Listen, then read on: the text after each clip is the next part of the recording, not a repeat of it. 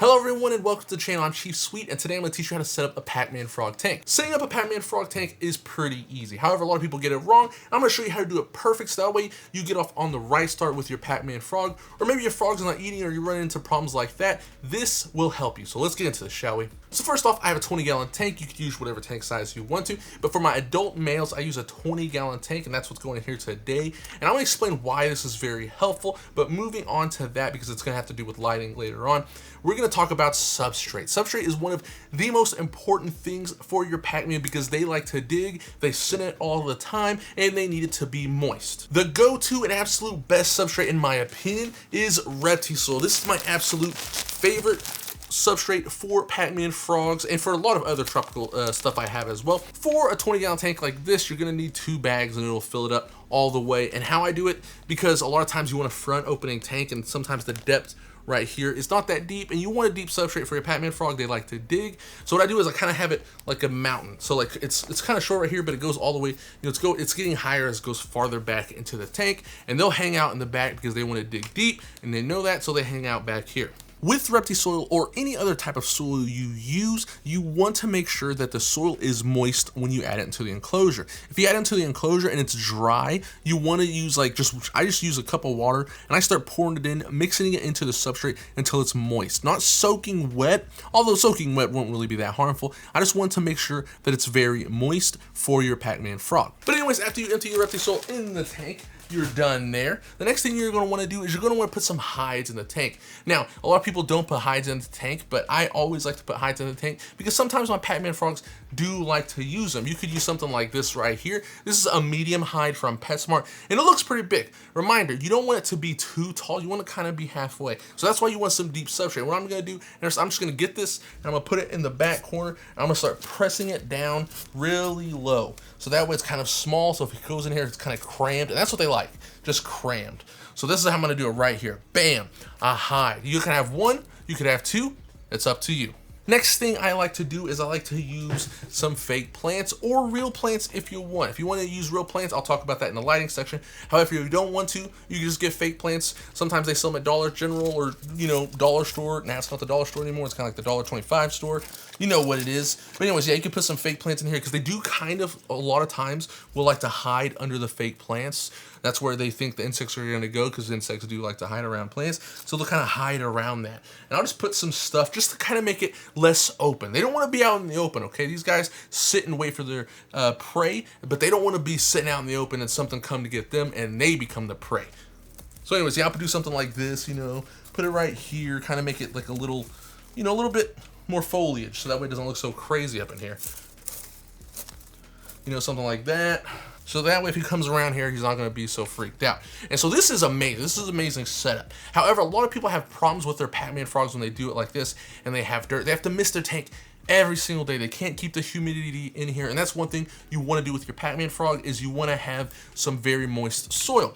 So you don't want it swampy, but you want it moist. So to keep it moist in the soil, this is what I do. What I do is I just use leaves. I went outside and got these leaves from my backyard. However, I have a link down in the description if you want to use some from Amazon. You can go to PetSmart, they have them there. But leaf litter is absolutely mandatory if you want to try to seal in humidity. If you don't, it acts like a blanket to put that humidity in the soil. If you don't have it, the humidity just rises out of the dirt. So what I'll do is I'll just kind of get it and I'll just sprinkle it around. I kind of like to crumple it up a little bit, kind of make it like, I don't know, like it's already fallen there. It's kind of already fell down. It's broken down. And there's going to have little sticks in here as well. But I just spread it around, cover the bottom, stuff like that.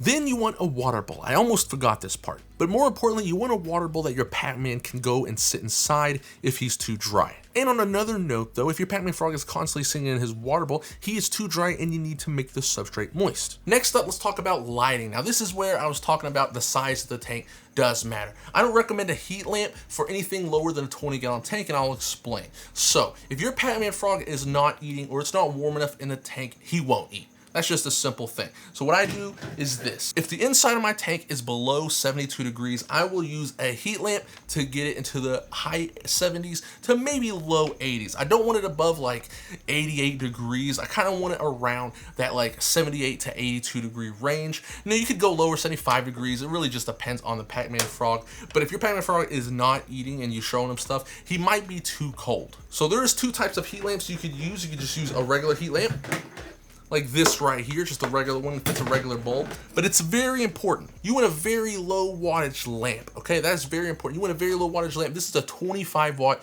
zoom in bulb. I don't recommend anything above a 50 watt bulb. 50 watt is maximum I would use for a Pacman frog. I don't even use a 50 watt. I would use a 25 watt to just slowly warm the air. Now, a lot of people use deep heat projectors, but if I'm gonna use heat, I'm gonna try to mimic the sun because everything revolves around the sun. And it's good to mimic the sun because creatures like that as well. So I use something with light. It's also great for the Pacman because it also helps them distinguish between night and day. It gives them a day and night cycle. It tells them like, hey, it's time to wake up. The lights are on. And I know your room lights is probably like bright, but trust me, it's not as bright as outside. So any extra light will help them distinguish between daytime and nighttime. Now, you could use this right here, the regular old-fashioned bulb, or you could use a mini bulb like this right here. This is a mini halogen. It is a 25 watt as well. This is a mini halogen lamp. And again, that's why I say you put it on one side, so that way if it's getting hot over here, if it's too hot for him, he could go to this side and cool off. You don't have to worry about that. And also, I highly recommend using a thermostat, and a thermostat is just something you put a probe. I would say put the probe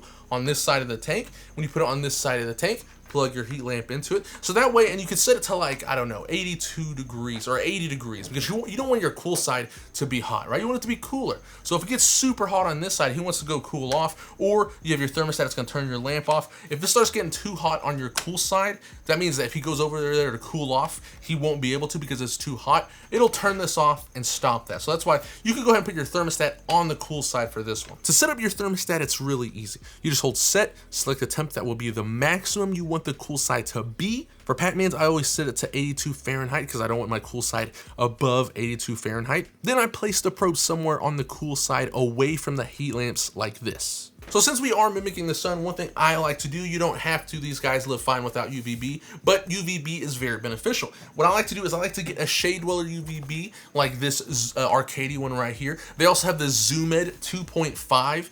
You don't really want to use a 5.0 one, it's kind of too strong for them. This right here is perfect. It's a shade dweller, low UVB for your Pacman frog, and I will put that right next to the heat lamp right here. It's a small one, you put it right there, your heat lamp right there together, so that way it's a patch of sun, and on this side it's a patch of shade, cool area. It gets too hot over here, he doesn't want to be in this area, he'll sit over here. But I will say this, a lot of like Pacman frog enthusiasts have say, you don't need UVB. However, I have caught my Pacman frogs sitting under their UVB, getting UVB. And this makes sense. These Pacman frogs, UVB is for bones. It helps the bones grow. Pacman frogs are very